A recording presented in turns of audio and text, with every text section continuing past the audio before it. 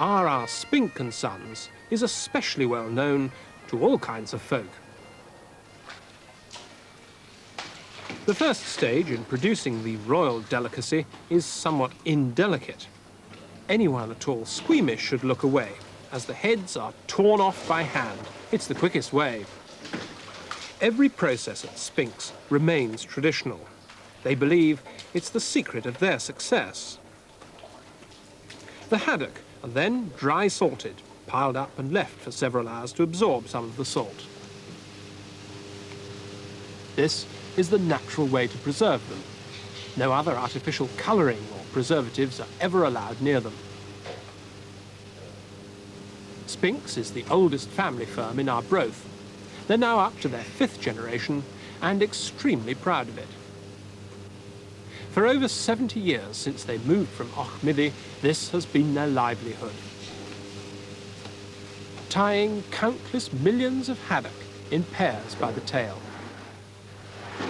When sufficiently salty, they're given a quick rinse in fresh water and allowed to drip dry. After the grievous bodily harm of beheading, they're now handled with great respect. It's essential they won't fall off the rails during the smoking.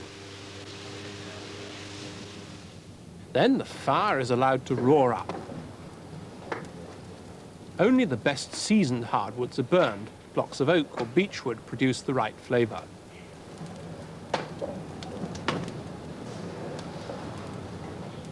And now they're ready for the curing. 20 pairs to each rack.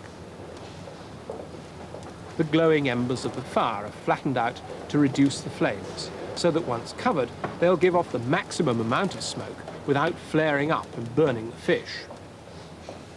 All smokers will tell you how simple the process is, at the same time obviously withholding all the important secret methods. Managing Director Robert Spink is no exception. The smoky was invented as a curing process in the bygone days. That's another method of preserving fish, much like salting of cod or pickling, just another means of prolonging the life of the fish. It's very popular in the central Scotland area and becoming appealing to a wider field because of its speciality. Now that people are becoming more adventurous with fish and like to try new products, new quality products, then we're finding a ready market. And really, the smoky industry in Arbroath is booming, if you want to call it that. Yes, it's booming now. You could say business is roaring like a house on fire. It's all to do with the new awareness of naturally prepared foods. As more and more people worry about what they're eating, the simplest natural products are being rediscovered by this growing market. And Arbroath Smokies are as pure and perfect as anyone could wish for.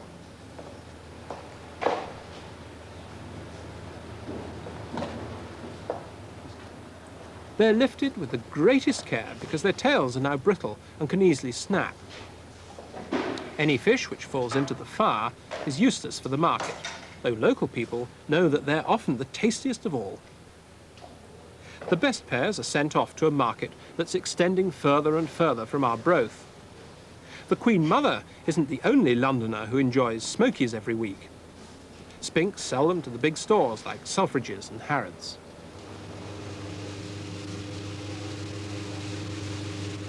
Once smoked, they're easily transported almost anywhere in the world, and there's no end to the marvellous things that can be done with them.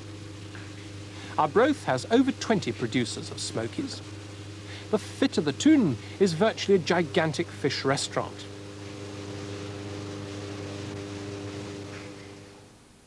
But the Carriage Room restaurant in the Meadowbank Inn has developed some ingenious and delicious recipes in its own kitchen.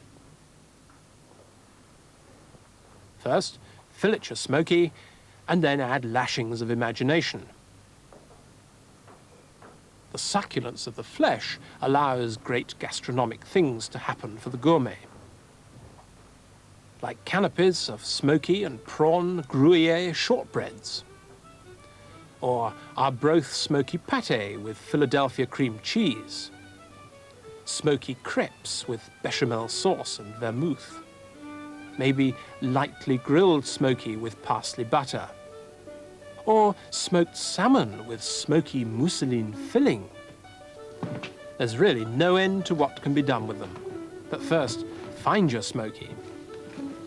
Another small producer is John Ness, who still uses the barrel method, similar to the original barrels which were dug into the beach of Auchmithie. All claim to use the oldest techniques, but no one knows the true origins of the smoky. In Norway, fish are cured in an identical fashion, and many local names like Spink, Swanky and Cargill are Norse. So smokies were probably once the sustenance of the invading Vikings. The Arbroath Smoky is an historic food, which, they say, guarantees a long, healthy and happy life.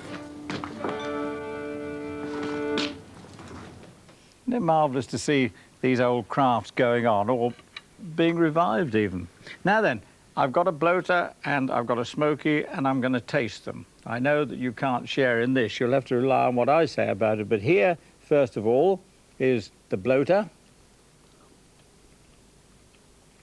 It's just like I remember the bloaters to be all those years ago when I first remember bloaters. Now let's open the smoky. There he is. It's a whiter flesh altogether. And you can tart them up, as Eddie said on the film, but this is plain, straightforward. There's a great similarity, but I think the smoky is slightly drier. And having been brought up on bloaters, I really think I'll have to remain loyal to them. The Yarmouth bloater takes a bit of beating.